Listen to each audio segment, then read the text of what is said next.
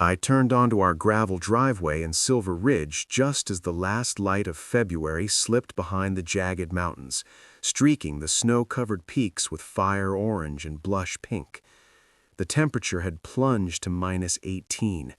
My breath fogged in thick clouds as I stepped out of my truck. That's when I saw her. In the back seat of our aging Subaru, curled into herself, wrapped in every coat and blanket we owned, was my 14-year-old daughter, Lily. My heart stopped. I didn't even shut the truck door properly. My boots slipped on the ice as I rushed forward and pulled open the car door. Lily looked up at me. Her hazel eyes were swollen from crying. Her lips were faintly blue. She was shaking violently. "Lily," I whispered, panic rising in my chest. "What are you doing out here? How long have you been in the car?" She swallowed. For a moment, she just stared at me, not frightened, not surprised, just tired, like she'd been bracing for this moment. "4 days, Dad," she said softly. 4 days. The world tilted. I had been in Edmonton at a corporate seminar, calling home every night. My wife, Melanie, had answered each time. Calm, cheerful, everything's fine. Lily's doing great. Homework done, dinner eaten. Every word a lie. "Where is Melanie? Where's your grandmother?" I asked, though I already felt the answer forming like a storm in my gut. Lily handed me a folded sheet of paper. Her fingers trembled as I took it. It was taped to the front door. I'd missed it in my rush. "Daniel, Mother and I left for Victoria. We needed a break from the constant tension in this house. Lily understands what she did. She can stay outside and reflect on her behavior until you return. Maybe then you'll recognize what a strain she's become. Do not call. Our phones are off. Handle your daughter. M." I read it once, twice, 3 times. Each time, something inside me burned hotter than the freezing air around us. "What did you do?" I asked gently, already knowing the answer wouldn't justify this. "I asked if I could go to Ava's birthday party," Lily said quietly. "Melanie said no because they needed the car. I said Ava's mom could pick me up. She said I was selfish, ungrateful. She told me to sit in the car and think about my attitude." "And she never let you back inside?" Lily shook her head. "Mrs. Patel next door brought me food, soup, tea. She wanted to call you, but I begged her not to. I was scared Melanie would punish her, too." I closed my eyes for a second. Thank God for Mrs. Patel. I helped Lily out of the car. She nearly collapsed into me. I carried her inside, turned the heat up, wrapped her in blankets, and made her sit by the fireplace with hot broth. While she ate, I noticed her glancing nervously at Melanie's expensive leather handbag sitting on the counter. "What is it?" I asked. She hesitated, then walked over and pulled out a thick envelope hidden beneath it. "Grandma dropped this when they were packing," she whispered. "I saw your name. I didn't mean to look, but after they locked me out, I got scared." Inside were tax returns, loan documents, credit statements. My forged signature was everywhere. Unauthorized credit cards, business reimbursements I never filed, transfers into accounts I didn't recognize, emails printed between Melanie and her mother outlining a plan, a system, siphoning money from my accounts for nearly 6 years, nearly $500,000. And worse, messages between Melanie and Ryan. Romantic, explicit, planning hotel visits when I traveled for work, discussing how she was almost financially secure enough to leave me. One message stopped my breathing. "The girl is exhausting. She's always in the way. I can't wait until Daniel finally takes her full time or she's old enough to leave. She reminds me I'm just the substitute for his late wife." My late wife. Emily had died of leukemia 9 years ago. I had believed I was rebuilding a life for Lily.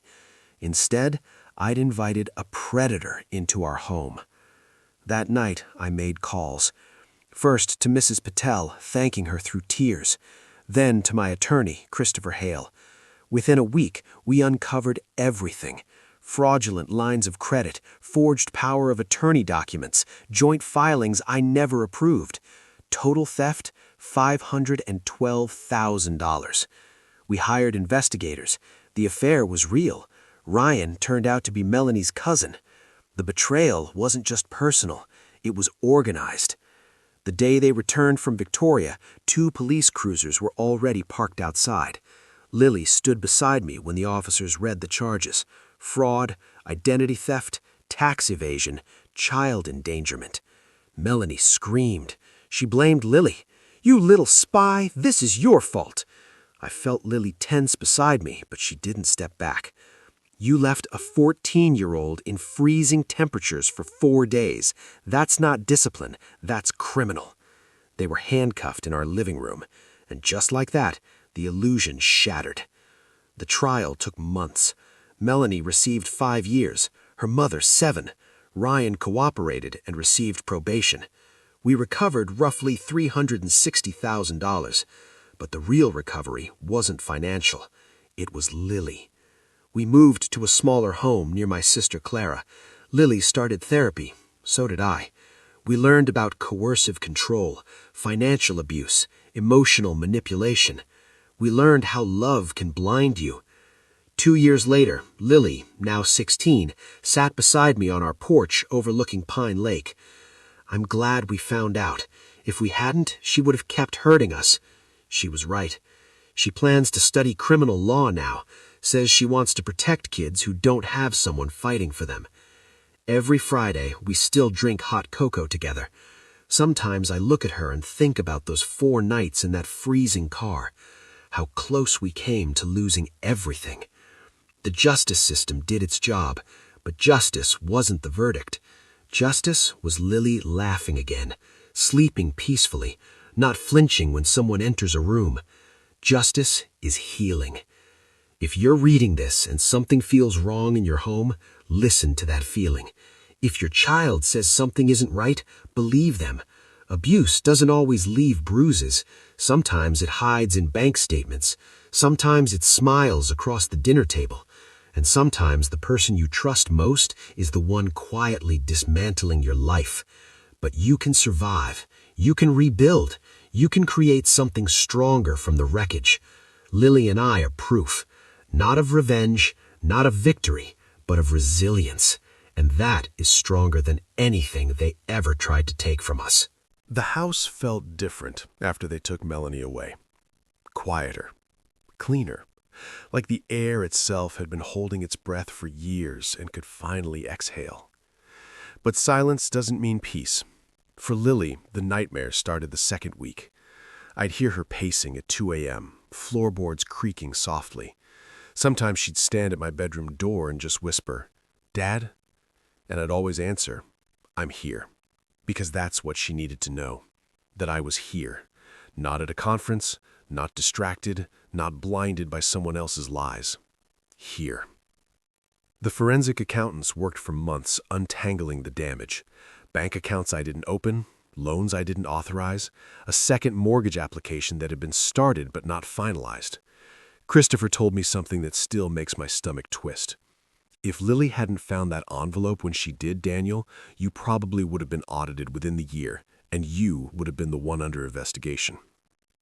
Melanie hadn't just stolen from me. She had positioned me to take the fall. The criminal case gained media attention. Local businessman victim of family fraud scheme. Reporters called nonstop. I refused interviews. Lily had already been through enough. But at school, whispers spread anyway. Some kids were supportive, some weren't.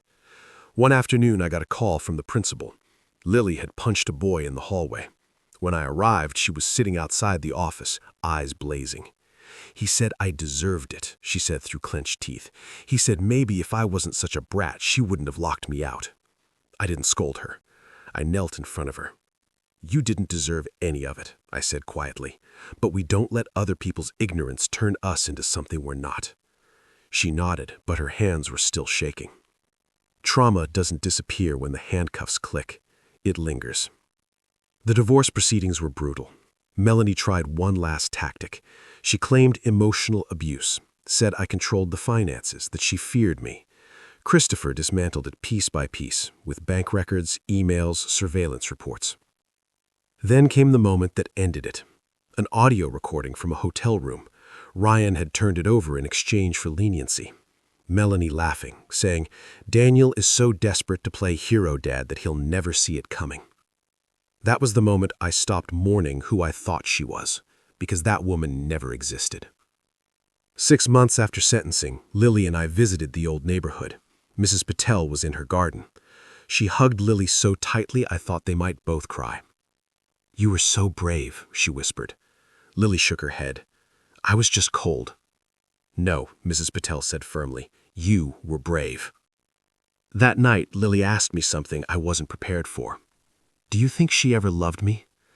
The honest answer would have been complicated, so I told her the truth in the simplest way possible.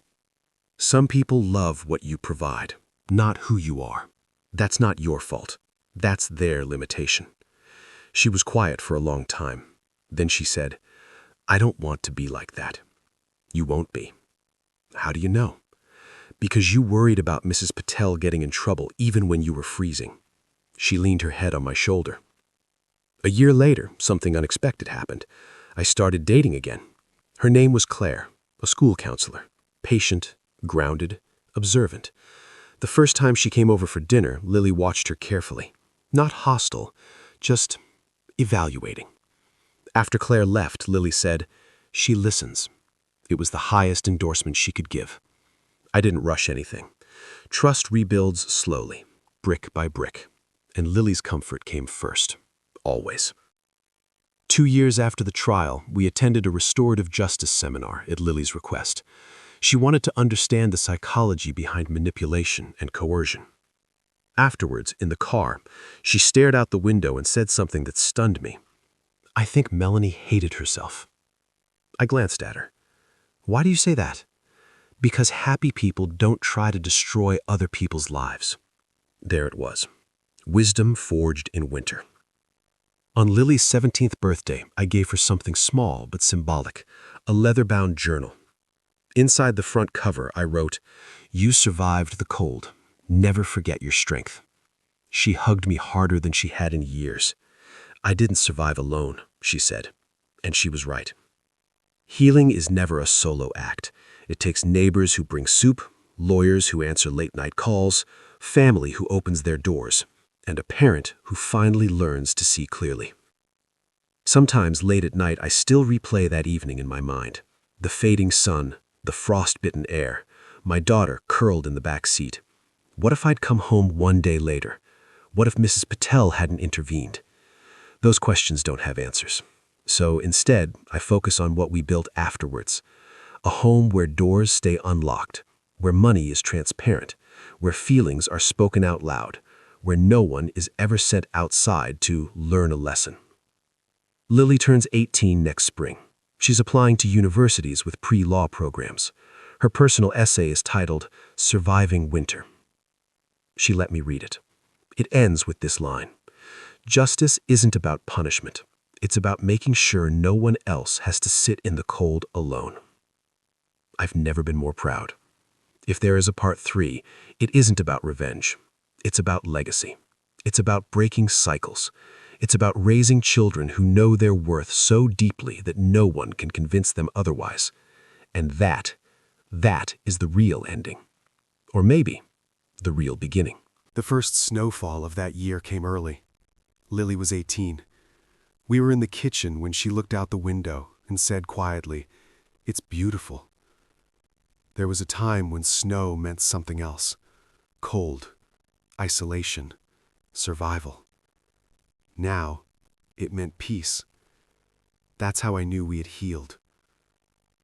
Lily chose a university 3 hours away, close enough to visit, far enough to grow. The night before I drove her to campus, we sat on the back steps with our usual Friday hot chocolate. Steam curled into the cold evening air. "You're not scared?" I asked. She smiled. "I used to be scared of everything," she said. "Now I just feel ready." I nodded, but my chest tightened anyway. Because readiness doesn't make letting go easier. It just makes it necessary. Moving day was emotional. Boxes, dorm keys, awkward introductions with roommates. When it was time to leave, she hugged me hard. "You saved me," I whispered. She pulled back slightly. "No, Dad. You believed me." That distinction mattered. Belief changes everything. College suited her. She thrived in criminal law and psychology. She joined a student advocacy group for victims of domestic and financial abuse. She volunteered at a legal aid clinic. She spoke, carefully at first, then confidently, about coercive control and hidden forms of violence. One evening, she called me after hosting her first campus workshop. "I told them about the car," she said quietly. My hand tightened around the phone.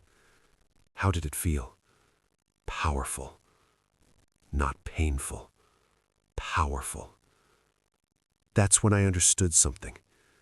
Trauma doesn't disappear, but it can be transformed. Meanwhile, Claire became more than someone I was dating. She became steady. She never tried to replace Lily's mother, never forced closeness. She built it slowly, respectfully. The first time Lily invited Claire to visit campus, I knew we'd crossed an invisible line. Trust had expanded, not replaced the past, just made room beyond it. 2 years later, I proposed to Claire on the same back deck overlooking Pine Lake. When I asked Lily privately how she felt, she said, "She makes you softer. That's a good thing." I married Claire the following spring. Small ceremony. Mrs. Patel in the front row. Lily gave a speech. She didn't mention the past directly, but she said this: "Love should feel warm, not confusing, not conditional, just warm." There wasn't a dry eye in the place. 3 years after leaving for university, Lily came home one winter evening with something unexpected. A letter. She had been accepted into law school. Full scholarship. I stared at the page for a long time. "I want to specialize in financial crime and child advocacy," she said. Of course she did. Pain had become purpose. Around that time, something else happened. Melanie was released early on parole. Christopher called to inform me. "She's not allowed contact," he assured. Still, I felt something shift inside me. Not fear, not anger, just distance.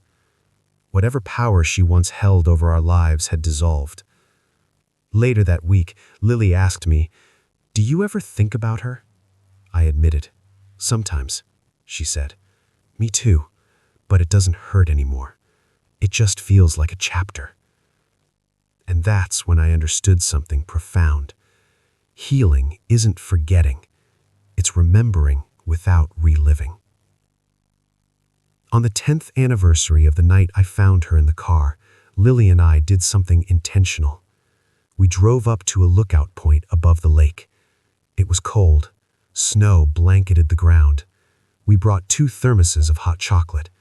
We stood there quietly for a long time. "Do you hate that night?" I asked. She shook her head. "I hate what happened, but I love who we became because of it." I felt tears sting my eyes, because she was right. We became honest, aware, unbreakable in ways that comfort alone never would have shaped. Years later, Lily stood in a courtroom for the first time, not as a victim, as an attorney. I sat in the back row watching her question a financial abuser who had hidden debt in his wife's name.